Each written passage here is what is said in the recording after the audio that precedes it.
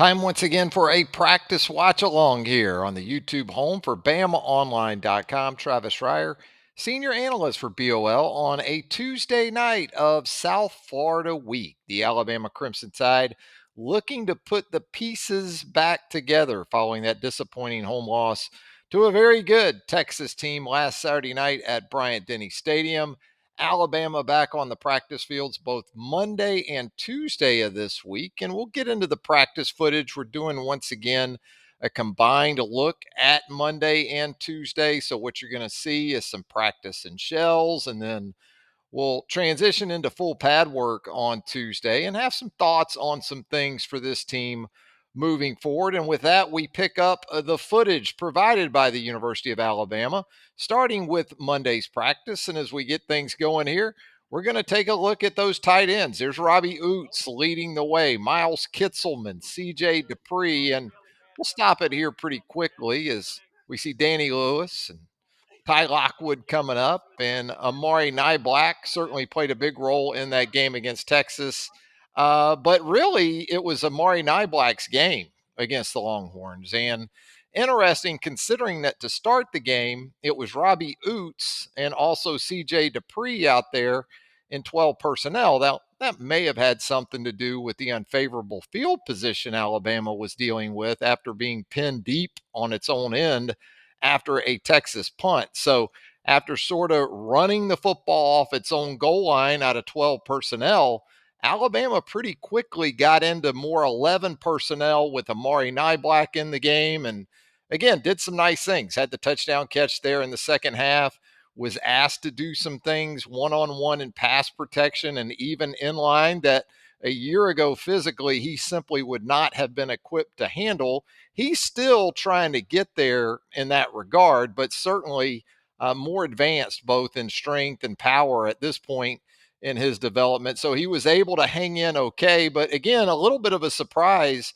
that we didn't see more multiple tight end sets. Maybe that's something we see more of this week. But as you roll the footage here, Amari, as you can see, he certainly made some progress in the strength and conditioning program. And as we move into the linebackers here, inside linebacker work, there was Tresman Marshall, now Kendrick Blackshire, working on those hands and maintaining leverage. There's Ian Jackson, a guy we haven't really seen much of. And there is also Jahad Campbell that Ian Jackson is working with. And we did see Jahad Campbell in the game against Texas. Looks like, based on this footage from Monday, still working with a brace on that knee. So Jahad trying to get to, obviously, a greater semblance of full health than he's been in either of the first 2 weeks of the 2023 season. And we'll see how that plays out at the spot opposite Deontay Lawson. It's been a little bit of a revolving door situation.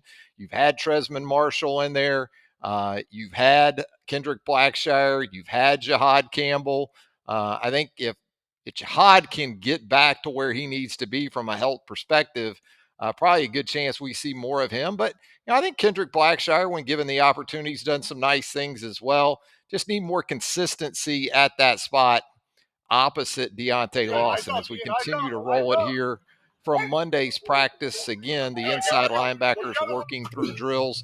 And then we get into the defensive linemen. And, this is a situation here through 2 games. You've got one tackle for loss from the Alabama defensive line, and it came from that guy, Justin Aboigbe, against Texas. There's Jamarian Latham. We talked about this in second watch on Sunday, too, and going back through the game. Damon Payne did a nice job on that 4th-and-2 stop for Alabama there, where he got the early penetration, kind of split a double team, and then paved the way for Dallas Turner to make a stop along with Deontay Lawson there to turn the ball over on downs to the Alabama offense. So Freddie Roach still trying to find those guys that can consistently make plays up front. Maybe it's going to be one of these younger guys in time. We talked about Monkel Goodwine. We talked about this guy, Jordan Renaud. Is it this year? It's not an overnight fix, but there have been some guys with multiple years in the program now. Tim Keenan starting to be one of those guys that is emerging, you would think, but it needs to start showing up in the way of production. And, You look at South Florida this weekend coming up on Saturday. It figures to be a very humid afternoon at Raymond James Stadium. I know right now there's a predictability or a strong prediction for some afternoon thunderstorms in the Tampa area. So you would think you're going to roll some guys in there against a South Florida offense that's kind of hard to figure from a run game perspective because South Florida ran for more than 370 yards against Western Kentucky in week one in a loss up there to the Hilltoppers by 17. Then turns around last week against Florida A&M, a SWAC team at the FCS level, and USF only runs for a little more than 100 yards. Now, here's the thing, and we'll talk about this more with this Alabama offensive line as we roll it here with J.C. Latham getting in some work on Monday. There's Miles McVay. The young offensive tackle working in support of J.C. Latham. There is Seth McLaughlin, and tackles for loss for Florida A&M was an interesting thing because Florida A&M actually had, and this kind of goes back more to the Alabama defensive line, I guess. Florida A&M had 13 tackles for loss last Saturday in a 14-point loss to USF. So this is a group right here, I would say, certainly with something to prove after so much of the hype going into the season, the talk about physicality, the talk about regaining dominance at the point of attack. It didn't show up really against Texas last Saturday night, and it was also problematic in the way of pass protection. So the hope is obviously that more time together, more continuity. But this isn't exactly a young group. I mean, you've got guys in this mix that have played a lot of football at Alabama, other than Caden Proctor. So, as much as anything, his struggles against Texas were somewhat understandable. Whereas some of the other areas of this offensive line, you just didn't see that happening as much. And again, with the weather conditions, with the potential for rain, you're talking about a situation for Alabama where snaps have been very much a challenge for Seth McLaughlin in each of the first two games. And so if there's thunderstorms, if there's rain on Saturday, now you're talking about a wet ball scenario. And that's pretty much coastal weather in the state of Florida in the month of September. You just don't know what you're going to get. Again, we get into now Tuesday's practice, and we're going to look at the defensive backs. There's Jalen Key, and as you can see right here, working with that brace on that right knee. It was pretty evident on Saturday night that he was dealing with something knee related. Went with more of a sleeve or not quite as much of a bulky brace as the one he's got on here. Now, look, during the practice week, if a guy's got an issue, let's say maybe he has a sprain of some sort, they're going to go extra conservative during the practice week and probably go with a brace that is more cumbersome than what a guy might go with once game day rolls around. So I wouldn't put much into that. I'd say that's just precautionary. There's Antonio Kite working with the DBs on Tuesday. And kind of the same here for Christian Story. It just seems like he's been dealing with something going back to the start of fall camp. There's a guy who played really well against Texas. Malachi Moore, a real standout, really from the outset of that game last Saturday night. Played fast, played physical, played with a lot of confidence.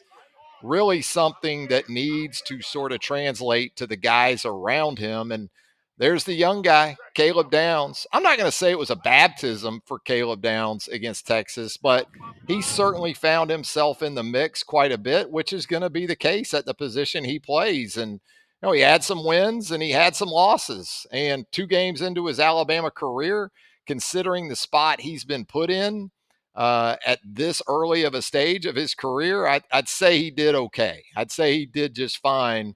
And he's going to be better for it because everything we hear about Caleb Downs is that this is a guy that learns quickly. So there were some lessons to come from that game against Texas. And I would think that he will apply them pretty quickly, and you'll see them show up as early as this week down in Tampa. There's Jake Pope, guy we've seen on special teams here early in the season. When you think about the safety position, these two guys right here, Jake Pope, also Tony Mitchell, Bray Hubbard possibly in that mix too moving forward. And then we get into some corners work. Nick Saban right back at it with those corners on Tuesday. There you see Terrion Arnold, Trey Amos, Kool-Aid McKinstry. All three of those guys had their scrapes in the game against Texas. And a lot of the credit goes to Texas because, as we told you many times going into that game, Texas had some dudes on the outside, not just on the outside either, but with Jatavian Sanders also there at the tight end position. And if you're wondering about base positions, this is usually a good indicator of what a guy's base position is, especially if he's more sub package related, like Earl Little the second. We've mostly seen Earl Little at the star position, but his base position, as you see here, is with the corners. There's Antonio Kite. There's Trey Amos. Those corners working together under the watchful eye of Nick Saban on Tuesday. So we move into some outside linebacker work during Tuesday's individual drills, a full pad workout. And you got Coleman Hutzler working with his guys here. Looks like a bit of a long arm move that they're trying to perfect here, which requires technique and power.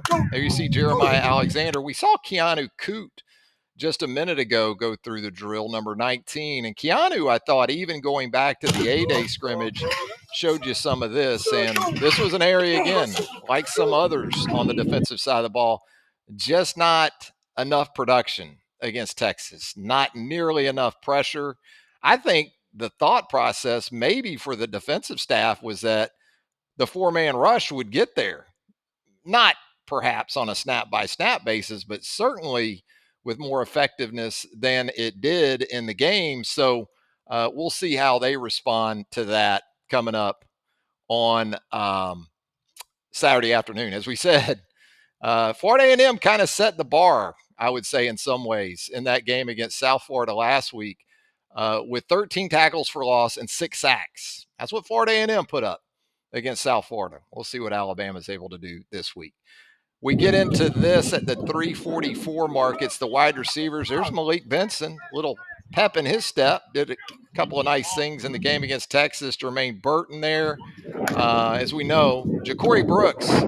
You know, when I think about Ja'Cory here, I didn't have Alabama being 2 games into the season and Ja'Cory still looking for his first catch. But that's the reality of the situation right now.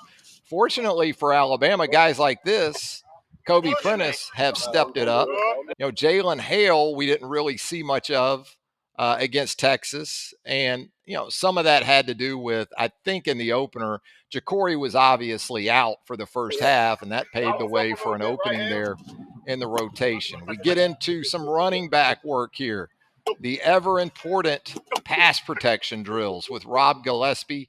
There's Justice Haynes. Now, I know there's been some talk about, hey, where was 22 against Texas? But, you know, that was the kind of game that you sort of expected that if you were a top 3 guy in the rotation, you were going to see the field against the Longhorns. It's hard to go 4 guys deep. But I would think Justice Haynes, as we move along here, will certainly be more in the mix. Roydell Williams is a guy that you can count on. And really, when you talk about the running backs and the passing game, we didn't see much at all as receivers. Now, some of that may have gone back to the plan. Some of it goes back to the guy playing quarterback. You know, as we talked about in Second Watch and on the roundtable message board here in recent days. If you give Jalen Milroe man coverage and the opportunity presents itself for him to check down to his legs, he's probably going to do that. Now, Alabama also uses its backs, keeps its backs in a good bit as pass protectors. So some of that goes into it as well. But, you know, Jace McClellan had a drop in the game, but that was about it for Alabama backs. Now, did have an opportunity for Jace running the rail against man coverage that could have been a very explosive play. Unfortunately, Milroe got a bad snap and then was not able to hit Milroe down the right sideline. And also, you had a similar route to Roydell there in the second half where Jalen put it a little bit on Roydell's back shoulder. Roydell made a nice adjustment just to make the grab, but probably limited his ability for yards after the catch in the process. So there you go. There's a little bit of a combination of Monday and Tuesday practices at the University of Alabama. We've got continuing coverage for you right there at BamaOnline.com. You're going to want to check it all out. Our senior writer, Charlie Potter, does an outstanding job. Of course, Clint Lamb, Jimmy Stein, myself from the team perspective are going to help take care of you as well. And then always the recruiting coverage with us at BamaOnline.com, second to none with site publisher Tim Watts, also Andrew Bone and Joseph Hastings. Alabama picking up a 2025 defensive lineman here in the last couple of days in Antonio Coleman from down there in South Al. So plenty of details about that as well. All of it you're going to find at BamaOnline.com.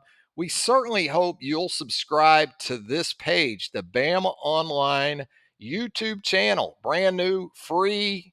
Click subscribe, turn on those notifications. We're going to have a ton of video content. I don't know how talented it'll be. Video content coming your way. Travis Reier, once again, thanking you for joining us right here for Practice Watch Along on the YouTube home for BamaOnline.com. Until next time, so long, everybody.